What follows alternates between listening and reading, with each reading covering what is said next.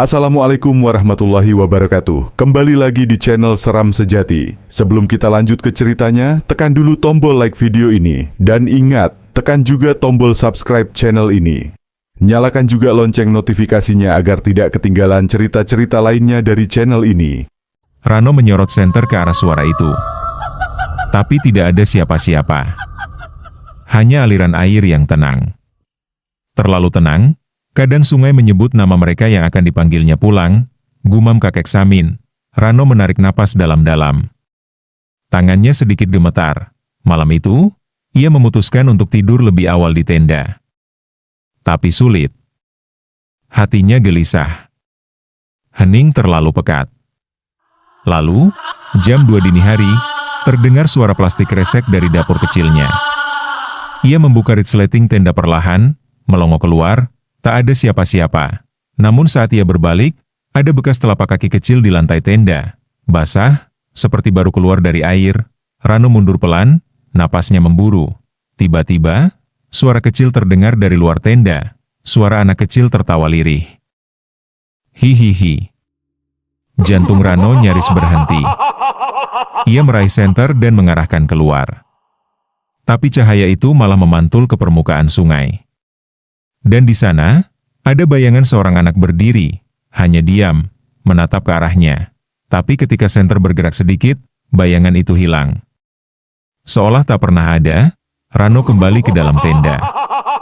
Ia menulis cepat di buku catatannya. Hari ini, sungai menyebut namaku. Aku belum yakin apa maksudnya. Tapi ada yang menunggu di dalam air. Dan aku mulai percaya, batu itu bukan sekadar benda. Ia mungkin hidup. Angin malam kembali berhembus. Tapi kali ini, bisikannya lebih jelas, dekat. Dan basah, Rano. Giliranmu. Kabut tipis masih menggantung di atas sungai Melai saat Rano berdiri di tepiannya. Udara pagi terasa lebih dingin dari biasanya, seperti ada sesuatu yang bersembunyi di balik kabut. Ia menatap permukaan air yang mengalir pelan tapi dalam, seolah memanggilnya untuk masuk. Kau yakin mau menyelam ke sana? Tanya Iwan, pemuda desa yang ikut menemaninya. Rano mengangguk pelan. Aku harus lihat sendiri. Batu yang dibicarakan itu. Mungkin ada di bawah sana. Iwan menggeleng, ragu. Kakek Samin bilang. Batu itu nyawa. Yang pegang, akan dijaga. Tapi bukan oleh manusia. Tanpa menjawab, Rano mengenakan kacamata selam, menarik napas dalam, lalu perlahan menyelam ke dalam sungai. Dunia di bawah air berubah menjadi senyap. Hanya suara napas dan riak kecil yang terdengar. Cahaya matahari yang menembus air menciptakan bayangan-bayangan samar. Dasar sungai tertutup lumpur dan bebatuan, tapi satu benda menarik perhatiannya. Sebuah batu bulat, hitam legam, tertanam sebagian di pasir, seolah menunggu untuk ditemukan. Tangannya bergetar saat menyentuhnya. Batu itu dingin. Terlalu dingin, seperti menyimpan suhu yang tak wajar. Saat Rano mengangkatnya, ada sensasi aneh merambat ke lengannya, seperti tersengat tapi juga dipegang balik. Tiba-tiba, air di sekelilingnya menjadi keruh. Pandangannya gelap, dan dari belakangnya, terdengar suara tawa kecil. Di bawah air, hihihi. Rano panik, menendang lumpur dan berenang naik secepat mungkin. Ia terbatuk-batuk saat mencapai permukaan. Iwan segera menariknya ke darat. Ada apa? Tanya Iwan. Rano tak menjawab. Ia hanya membuka telapak tangannya. Di sana, batu hitam itu masih utuh, berkilau dan berat seperti logam padat. Mereka membawa batu itu ke tenda Rano. Tapi sejak saat itu, sesuatu berubah, udara di sekitar tenda terasa lebih lembab. Bau anyir air sungai muncul meski mereka sudah jauh dari tepian. Malam pun datang lebih cepat. Langit seperti murung. Saat malam turun, suara dari luar mulai terdengar. Awalnya samar, seperti bisikan dedaunan. Tapi kemudian menjadi suara langkah pelan-pelan di sekitar tenda. Cekrek. Cekrek. Cekrek, Rano menyalakan senter. Tak ada apa-apa di luar. Tapi saat ia kembali duduk, batu hitam itu berubah posisi. Tadi ia letakkan di atas kain. Kini, batu itu berada di pojok tenda. Basah, siapa yang? Gumamnya, Iwan gemetar. Kita harus buang batu itu. Rano menggeleng, napasnya berat. Terlambat. Dan tepat saat itu, resleting tenda terbuka sendiri. Perlahan, bunyi srek. Menyayat sunyi malam, mereka menatap ke pintu tenda yang menganga. Kosong. Lalu, tanpa suara, bayangan seorang anak kecil berdiri di luar. Matanya hitam legam. Mulutnya terbuka perlahan. Dari sana keluar suara, namun tak seperti suara manusia. Pulangkan. Rano tak bisa bergerak. Ia ingin berteriak, tapi suaranya tertelan rasa dingin yang menusuk dari dalam dada. Bayangan itu perlahan menghilang, menyatu kembali ke kegelapan malam. Iwan terduduk lemas. Kita buka sesuatu yang seharusnya terkunci. Rano menatap batu itu lagi, kini berdenyut pelan, seperti jantung yang hidup. Ia menulis di buku catatannya. Aku mengangkatnya dari dasar. Tapi yang terangkat bukan hanya batu. Ada yang ikut naik. Dan belum mau kembali. Lalu dari balik tenda, terdengar suara air menetes. Tapi malam itu tak ada hujan. Tik. Tik. Tik. Dan bisikan itu terdengar semakin dekat. Pulangkan. Pagi itu sunyi. Terlalu sunyi. Tak ada suara burung, tak ada angin. Hanya gemertak ranting yang patah di kejauhan, seperti ada yang berjalan tapi tidak terlihat. Rano terbangun dengan peluh dingin membasahi seluruh tubuh. Nafasnya berat. Mimpi tadi malam masih jelas di kepala. Ia berdiri di tepi sungai, memegang batu hitam itu, dan dari air muncul tangan kecil yang menariknya masuk. Lalu, gelap, ia duduk dan membuka resleting tenda perlahan. Kabut masih tebal, menggantung seperti tirai rahasia. Saat ia melangkah keluar, kakinya menginjak sesuatu. Ia menunduk, jejak kaki kecil. Basah. Segar, langkah-langkah mungil itu mengarah ke belakang tendanya. Lalu menghilang begitu saja di tanah yang kering. Iwan? Panggil Rano, setengah berharap, tak ada jawaban. Ia berjalan ke tenda Iwan, membuka pelan-pelan. Kosong. Hanya baju tergantung dan sandal yang tertinggal. Tapi lantainya juga basah. Tidak mungkin dia pergi pagi-pagi begini, gumam Rano. Panik mulai menjalari suaranya. Ia memanggil lagi, lebih keras. Iwan. Jangan bercanda. Tapi yang menjawabnya hanya desir angin, dan suara dedaunan kering yang digeser sesuatu yang tidak terlihat. Siang itu, Rano memutuskan mencari bantuan ke rumah Ibu Sari, seorang perempuan tua yang dikenal pendiam, tapi konon pernah mengalami hal-hal aneh di masa mudanya. Rumahnya berada agak jauh dari kamp, di pinggiran desa, dekat kebun pisang.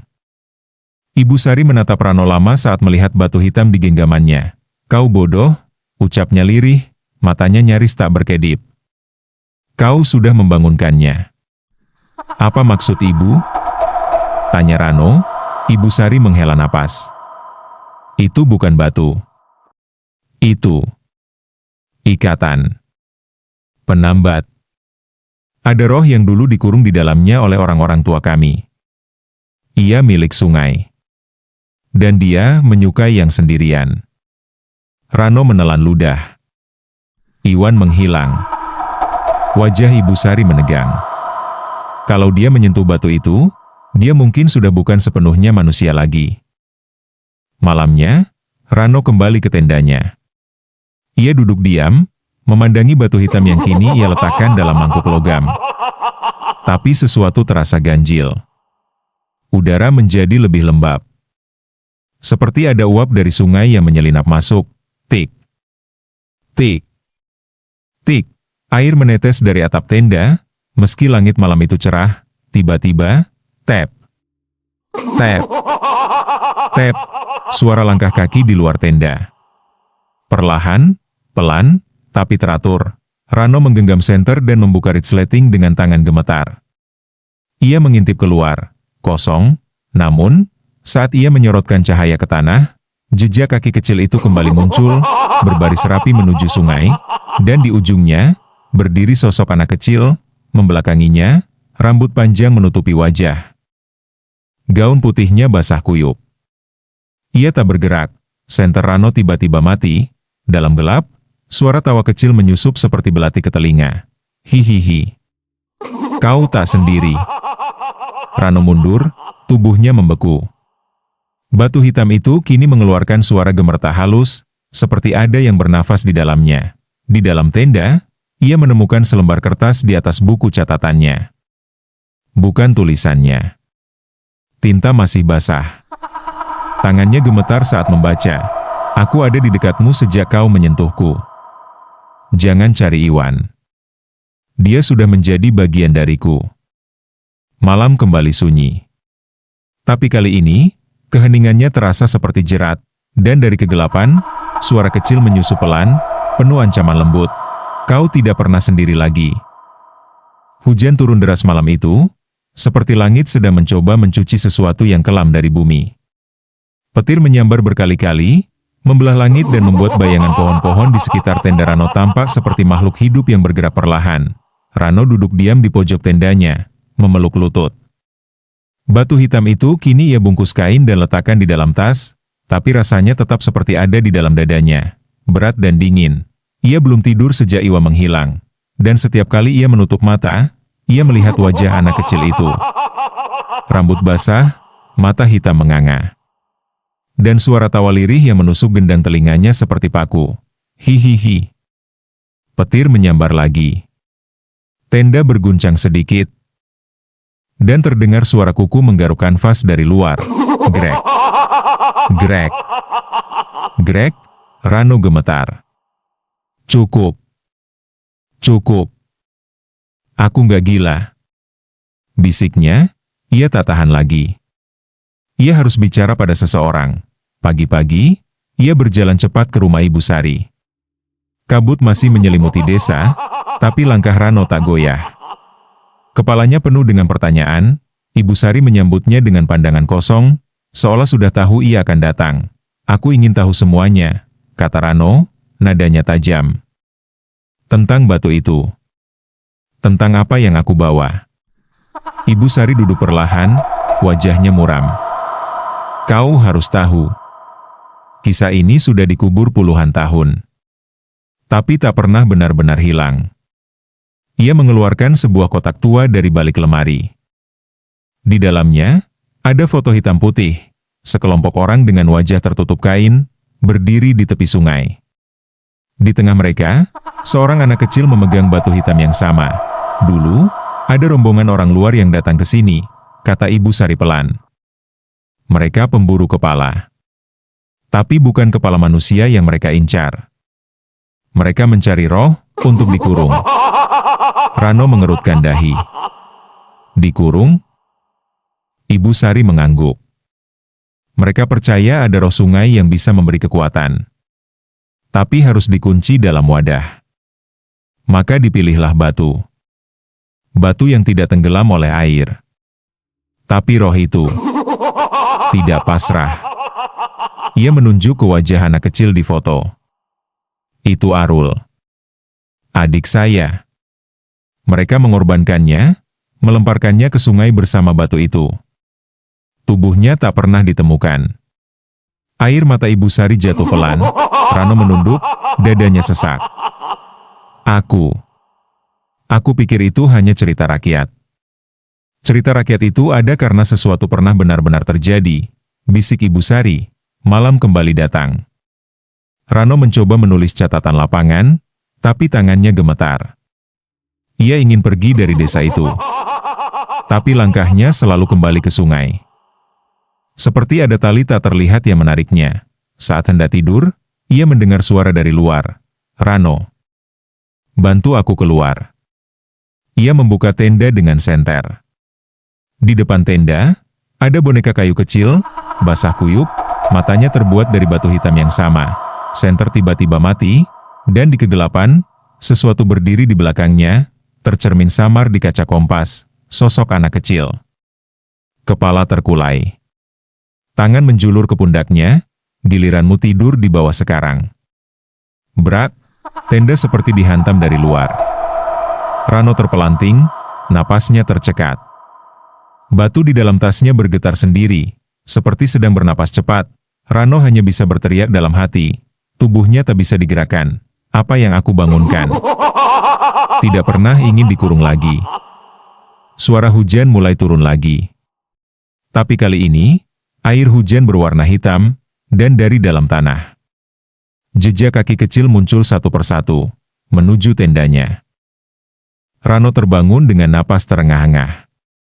Dadanya sesak, seolah paru-parunya baru saja diperas oleh sesuatu yang tak terlihat. Di luar tenda, langit masih gelap. Jam tangannya menunjukkan pukul tidak lewat 12 dini hari, tapi anehnya, tenda terasa terang. Bukan karena senter, tapi karena cahaya putih lembut yang merembes dari dalam tanah. Seolah bumi sedang membuka matanya. Ini mimpi? Rano berbisik, menampar pipinya sendiri. Parih. Ia sadar, tapi semua ini tak masuk akal. Tiba-tiba, dari luar tenda, terdengar suara langkah kecil. Perlahan. Berhenti, tap. Tap, dan kemudian, Kak Rano. Suara anak kecil. Lembut. Pelan. Tapi mengandung sesuatu yang hampa. Rano tak menjawab. Ia hanya menahan napas, seluruh tubuhnya menegang. Aku udah pulang.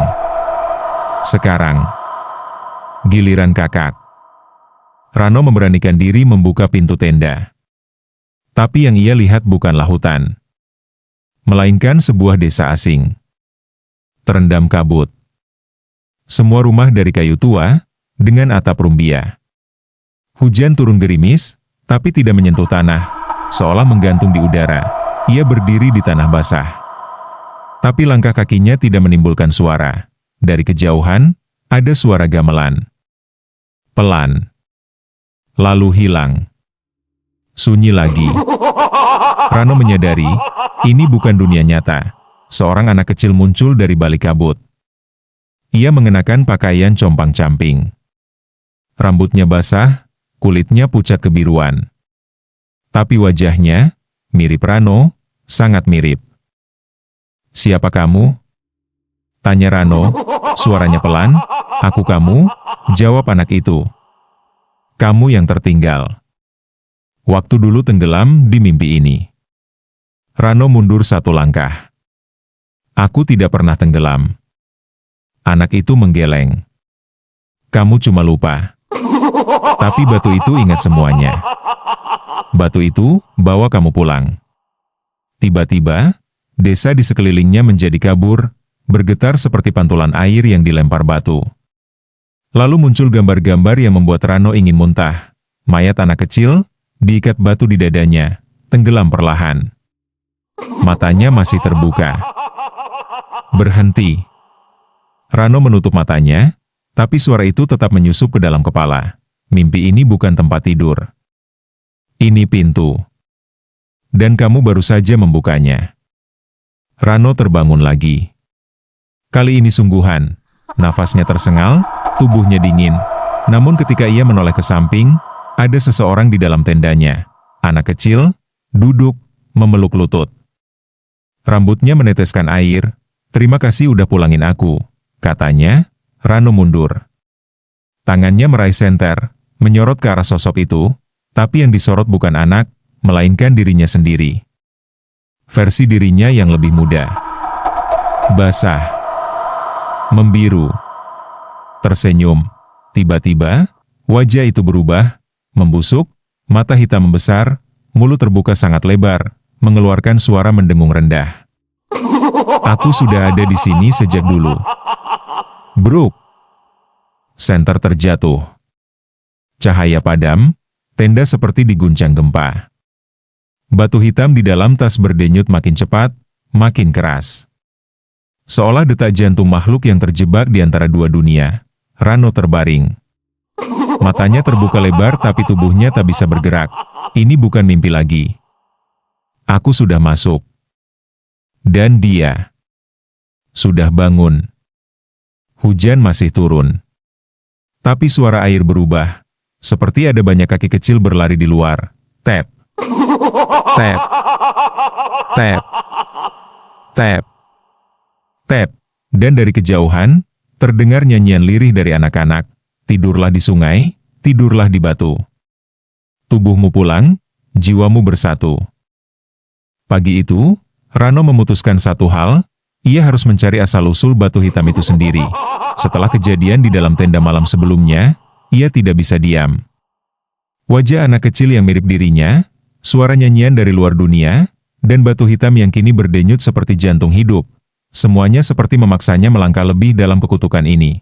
Ia kembali menemui Ibu Sari, satu-satunya yang bisa ia percaya.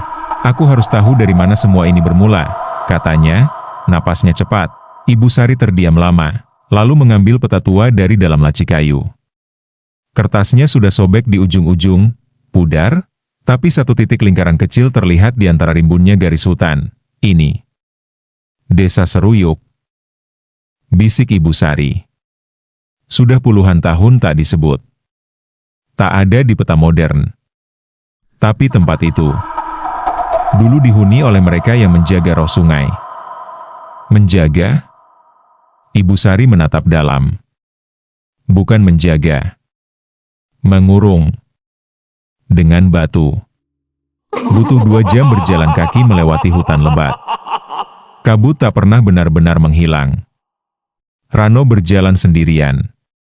Akar-akar pohon seperti tangan yang menghalangi jalan.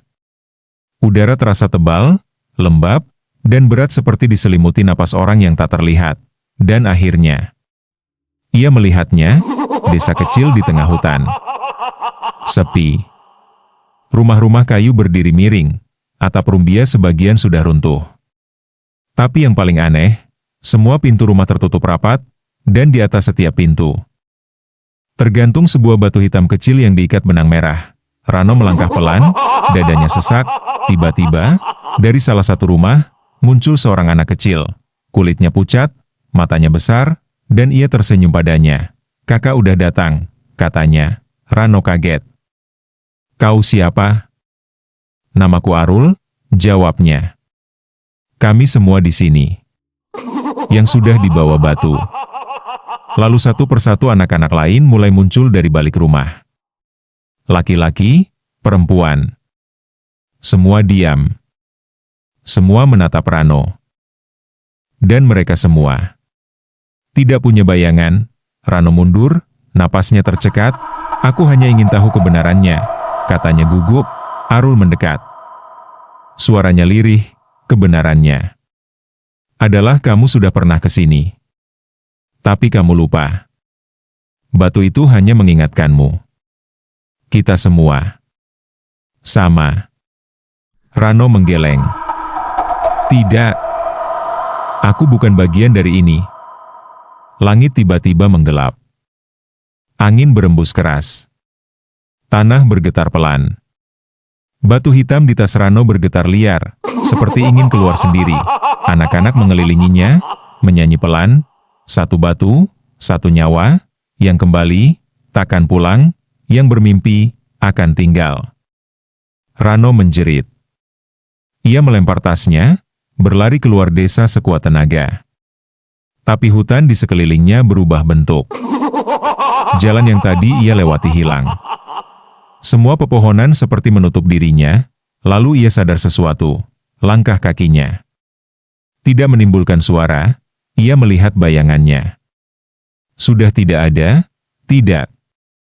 Ini bukan mimpi lagi. Dari kejauhan, terdengar suara Arul berbisik, "Desa ini tidak dicatat di peta, karena yang tinggal di sini sudah tidak punya waktu." Rano terjatuh, berlutut. Dunia berputar. Kepalanya dipenuhi suara-suara anak-anak, suara air, suara napas berat dari dalam tanah. Ia membuka matanya. Kini ia berdiri kembali di tengah desa. Anak-anak menyambutnya, dan seseorang menyodorkan sebuah batu hitam kecil ke tangannya.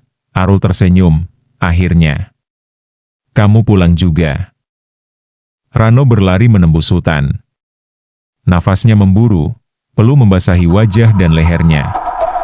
Tapi tak peduli seberapa jauh ia berlari, rasa itu tetap menempel, seolah ada yang mengikutinya dari belakang. Tak terlihat, tak bersuara, hanya terasa. Saat ia tiba kembali di tenda, langit sudah memerah, senja menggantung seperti darah tua yang menetes di ujung langit. Ia berdiri di depan cermin kecil yang menempel di tiang kayu. Matanya cekung, wajahnya pucat. Tapi bukan itu yang membuatnya merinding. Bayangannya tidak muncul. Ia melangkah ke kanan. Tidak ada bayangan. Ke kiri. Tetap kosong, jantungnya berdegup semakin kencang. Ini mustahil. Bisiknya, ia mundur. Tapi di lantai tenda, ada bekas telapak kaki basah. Tidak hanya satu. Puluhan. Seolah anak-anak kecil berbaris masuk dan keluar semalaman, malam datang tanpa suara. Rano mencoba menulis catatan. Tapi tiap kali ia menulis, tinta pulpen berubah jadi merah kehitaman, seperti darah kering. Ia lempar pena itu, lalu bangkit, mencoba menenangkan diri. Angin mendesir dari luar. Tirai tenda bergoyang sendiri, lalu terdengar ketukan pelan, tok, tok, tok. Siapa di luar? Teriak Rano, suaranya parau, tak ada jawaban. Ia ambil senter, keluar. Hutan gelap gulita. Tapi udara terasa dingin. Bukan dingin biasa. Lebih seperti rasa dihisap dari dalam tulang, saat ia menyorotkan cahaya ke tanah. Ada jejak bayangan. Bukan jejak kaki, tapi bayangan, seperti bekas hitam tubuh anak kecil yang merayap. Meninggalkan jejak di tanah, Rano mundur, matanya tak lepas dari bayangan itu. Lalu senter berkedip, sekali, dua kali, gelap, saat cahaya kembali. Ada wajah anak kecil tepat di depan wajahnya. Wajah pucat, mata hitam penuh, mulut tersenyum sangat lebar. Hihihi. Kamu pinjam bayanganku. Sekarang gantian. Rano terjatuh. Badannya gemetar. Anak itu menghilang secepat ia muncul. Ia kembali ke dalam tenda dan menemukan tasnya terbuka. Batu hitam itu tak ada di tempatnya. Di dalam tenda hanya ada sebuah kertas lusuh. Bertuliskan, bayanganmu sudah diambil. Tapi roh batu harus lengkap. Tubuh, jiwa, dan cerminannya. Kalau tidak, kau akan perlahan hilang. Rano memegang wajahnya. Wajahnya terasa asing. Tangannya gemetar, seolah tubuh ini bukan lagi miliknya sepenuhnya. Pagi harinya, ia berjalan ke tepi sungai. Airnya masih mengalir tenang. Tapi kini, setiap gelombang kecil di permukaan memantulkan bayangan bukan dirinya. Ia menatap air dan yang menatap balik adalah anak kecil dengan wajahnya, tetapi mata hitam kosong dan senyum kaku. Kenapa aku? Bisik Rano. Kenapa aku yang dipilih? Dari balik semak, suara pelan menyahut, kau tidak dipilih. Kau dipanggil. Karena dulu, kamu pernah tenggelam di sungai ini. Rano menoleh. Tapi tak ada siapa-siapa. Ia menggigil. Ingatannya kabur. Tapi samar-samar, ia teringat masa kecil, pernah tercebur di sungai. Hampir mati. Diselamatkan.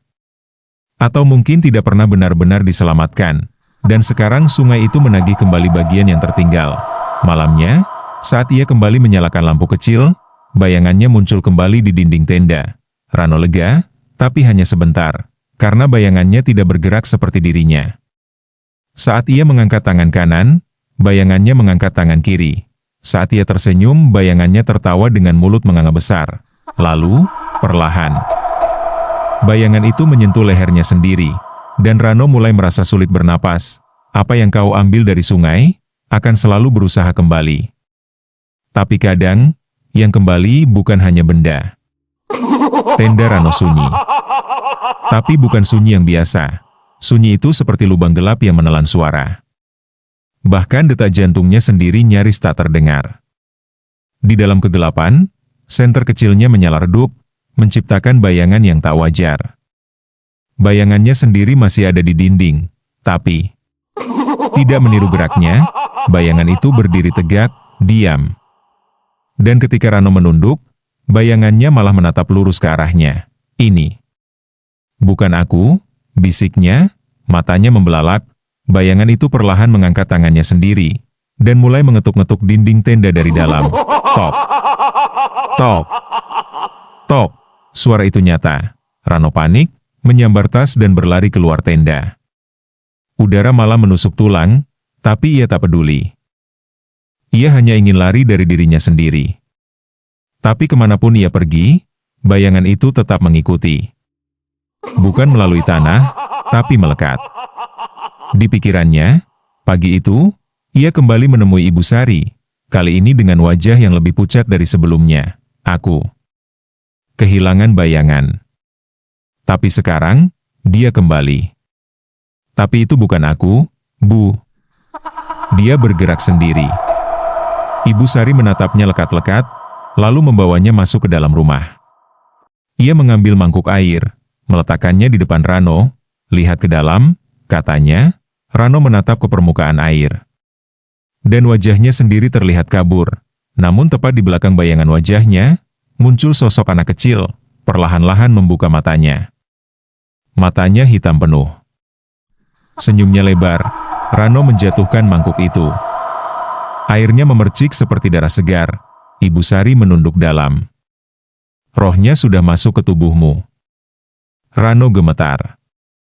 Maksudnya, aku dirasuki? Ibu Sari menggeleng pelan. Bukan dirasuki. Diganti. Kau masih di sini, tapi tak sendiri. Kalian berbagi satu wadah. Ia menyerahkan Rano sebuah belati kecil yang dibungkus kain merah. Hanya satu cara untuk memutus ikatan batu. Tapi kau harus siap. Karena yang terpotong, mungkin bukan hanya ikatan. Malamnya, Rano duduk sendiri di tepi sungai Melai. Cahaya bulan redup, kabut menggantung seperti jaring laba-laba. Belati di tangan kirinya bergetar. Batu hitam yang dulu ia ambil kini tergeletak di depan kakinya, berdenyut perlahan seperti jantung yang tak mau mati. Suara air tiba-tiba berubah. Seperti ada yang muncul ke permukaan, dari balik kabut, muncullah sosok anak kecil, Arul. Basah kuyup, wajahnya pucat, matanya kosong. Terlambat, Kak Rano. Tubuhmu sudah retak. Dia akan keluar. Dan kamu akan tinggal di dalam. Rano mencengkeram belati itu lebih erat. Tapi tubuhnya mulai tak bisa dikendalikan. Tangan kanannya mulai bergerak sendiri. Menggenggam batu hitam itu, berhenti. Jangan, tapi bibirnya sendiri yang tertawa, bukan Rano yang tertawa. Tapi suara itu keluar dari mulutnya, Rano. Sekarang aku kamu. Tubuhnya mencengkeram lehernya sendiri. Ia menggigit bibir sampai berdarah. Dengan sisa kekuatan, ia mengangkat belati itu dan menusukkan ke lengannya sendiri. Cerak! Cahaya hitam keluar dari lukanya. Dan seketika, bayangan hitam terlempar dari tubuhnya, menjerit seperti suara banyak anak-anak menangis bersamaan. Batu hitam itu meledak pecah jadi abu, Rano tergeletak, tubuhnya basah, darah mengalir dari lengan. Tapi saat ia melihat ke sekeliling, bayangannya sudah kembali. Bergerak seperti semula, tapi dari balik pepohonan, masih terdengar tawa anak-anak kecil. Semakin banyak. Semakin dekat, kau hanya potong satu ikatan, Rano. Tapi batu itu menyimpan banyak nama. Luka di lengan Rano sudah dibalut, tapi denyut nyerinya belum hilang. Malam semakin gelap, dan hawa di sekitar sungai terasa seperti napas makhluk yang sedang mengintai. Udara lembab menusuk sampai ke tulang. Angin tak lagi berembus. Semuanya diam. Terlalu diam. Rano duduk di tepi air, memegangi sisa batu hitam yang kini hanya berupa abu pekat. Tapi meski batu itu sudah hancur, bisikan di kepalanya tak berhenti. Kau potong ikatannya, tapi gerbangnya masih terbuka. Suara itu datang dari dalam dirinya. Atau dari balik air. Ia tak tahu pasti. Tapi semakin lama, semakin jelas, malam itu, ia memutuskan untuk kembali menyelam. Sungai Melai di malam hari tidak seperti siang. Airnya gelap kelam, seperti lubang menuju perut bumi. Tapi Rano menyelam juga. Cahaya dari senter kecil yang ia bawa hanya menembus sejauh 2 meter. Di bawahnya, bayangan menggeliat seperti rambut panjang yang mengambang. Ia berenang lebih dalam. Detak jantungnya menjadi satu-satunya suara, dan di dasarnya, ia melihatnya, sebuah batu besar, bulat seperti kubah kecil, setengah terkubur dalam lumpur.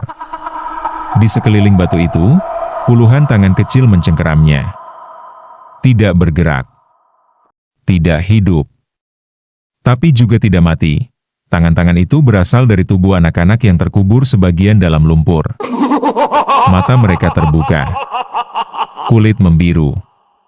Mereka tidak berkedip, tapi mereka melihat, Rano menahan teriakannya di dalam air. Batu besar itu memiliki rekahan sempit di tengah, dan dari sana keluar kabut hitam tipis yang membentuk wajah-wajah. Menangis. Tertawa. Berteriak, itu bukan sekadar batu, itu adalah gerbang. Kau membuka ikatan di permukaan. Tapi kami menunggu di dasar. Suara itu menggema dari segala arah. Rano mencoba berenang naik, tapi tubuhnya terasa ditarik. Ia menoleh ke bawah, tangan-tangan itu mulai bergerak. Satu mencengkeram pergelangan kakinya. Lalu satu lagi. Dan satu lagi. Mereka menariknya ke bawah, perlahan tapi pasti. Rano meronta, menendang, berteriak dalam air. Tapi suara jeritannya hilang tertelan lumpur dan dingin yang menusuk. Lalu, ia melihat satu wajah muncul paling jelas, Iwan, tapi mata Iwan kini hitam penuh. Dari mulutnya keluar suara gelembung pelan, kamu buka, kamu tutup. Rano akhirnya menarik pisau kecil dari sabuknya. Dengan gerakan cepat, ia menyayat telapak tangannya sendiri. Darah keluar, mencemari air di sekitarnya. Anehnya, darah itu bersinar merah. Tangan-tangan itu mundur, berbisik, tubuhmu belum penuh. Tapi jika darahmu menyentuh batu, terlambat. Darah Rano menetes tepat ke rekahan batu besar itu. Kraak, suara retakan menggema di dalam air. Batu besar itu membelah perlahan. Dari dalamnya keluar asap hitam pekat dan suara tangisan bayi, lalu tawa, lalu raungan seperti binatang. Rano berenang naik secepat yang ia bisa. Ia muncul ke permukaan dengan jeritan, terengah-engah, tubuhnya gemetar. Tapi sungai di sekitarnya kini berubah. Airnya menghitam, seperti tinta. Di kejauhan, terlihat anak-anak berbaris di permukaan air, berdiri tanpa bergerak, menatap ke arah Rano. Langit malam menjadi kelabu.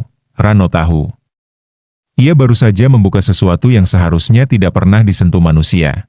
Gerbang sudah terbuka. Dan mereka tidak akan kembali ke dasar sendirian. Hutan di sekitar Sungai Melai tak lagi terdengar seperti hutan. Semua suara alam menghilang. Tak ada jangkrik. Tak ada burung. Yang terdengar hanya bisikan anak-anak, berlapis, berulang, berputar. Di dalam kepala Rano, satu tubuh. Satu jiwa. Tapi banyak bayangan. Langkah Rano berat saat kembali ke tenda. Bajunya basah, tubuhnya penuh lumpur dan luka. Tapi ada yang lebih mengerikan dari itu, langit tidak berubah, sudah berjam-jam berlalu, tapi matahari tak kunjung terbit. Seperti waktu terjebak di malam abadi, tenda tempat ia menginap kini sudah roboh. Sobek. Seperti dicakar dari dalam. Di tanah, bekas kaki mungil anak-anak tampak jelas. Mereka sudah lebih dulu datang. Rano duduk di atas tanah yang dingin, menulis catatan terakhirnya di halaman terakhir buku lapangan. Tangannya gemetar, tapi ia harus menyelesaikannya. Tulisannya goyah, jika kau membaca ini, maka kau sudah membuka lembaran yang tidak bisa ditutup. Batu itu bukan kutukan. Ia adalah kunci. Dan yang dikurung, kini telah bebas. Aku tidak tahu berapa lama aku akan tetap menjadi aku. Kadang aku melihat tanganku bergerak sendiri. Kadang aku mendengar tawa yang keluar dari mulutku, tapi bukan kehendakku. Ia berhenti sejenak, menatap kosong ke kabut yang kini melayang pelan di antara pepohonan, lalu melanjutkan, "Jika kau merasa diikuti, jika kau merasa cermin tidak menampilkanmu dengan benar, maka mereka sudah dekat. Jangan kembali ke sungai. Jangan ambil apapun darinya. Karena air itu tidak hanya mengalirkan arus, tapi juga jiwa-jiwa yang belum selesai, dan jika bayanganmu mulai mendahului langkahmu lari, suara langkah kecil mendekat, tap, tap, tap." Rano menoleh. Tapi tak ada siapa-siapa. Ia berdiri, menatap ke belakang. Hanya pohon. Kabut, lalu terdengar suara napas di belakang lehernya sendiri. Hihihi. Ia membalikkan badan secepat kilat, dan di hadapannya berdiri Iwan. Tapi bukan lagi Iwan yang ia kenal. Wajahnya pucat, matanya hitam penuh. Senyumnya tajam. "Rano," katanya lembut, suaranya ganda. "Kita sudah tidak bisa pulang." Rano mundur, terisak. "Maaf. Aku nggak tahu. Aku cuma, sudah terlambat," Iwan menyela. "Kamu satu-satunya yang masih punya pintu. Maka mereka akan ikut bersamamu." Lalu, dari balik pepohonan, puluhan anak kecil muncul. Berjalan pelan. Mata hitam. Senyum kosong. Mereka tidak mengejar. Hanya menatap dan mendekat, dan Rano tahu, mereka tidak akan menyakitinya. Mereka ingin tinggal di dalamnya. Pagi tidak pernah datang. Rano tidak pernah pulang. Yang ditemukan seminggu kemudian oleh tim pencari hanyalah tenda yang hancur, buku catatan penuh tulisan gila, dan sebuah batu hitam utuh, diletakkan di tengah lingkaran kaki mungil. Di halaman terakhir buku catatan, tertulis, "Aku tidak sendiri lagi. Dan kamu juga tidak."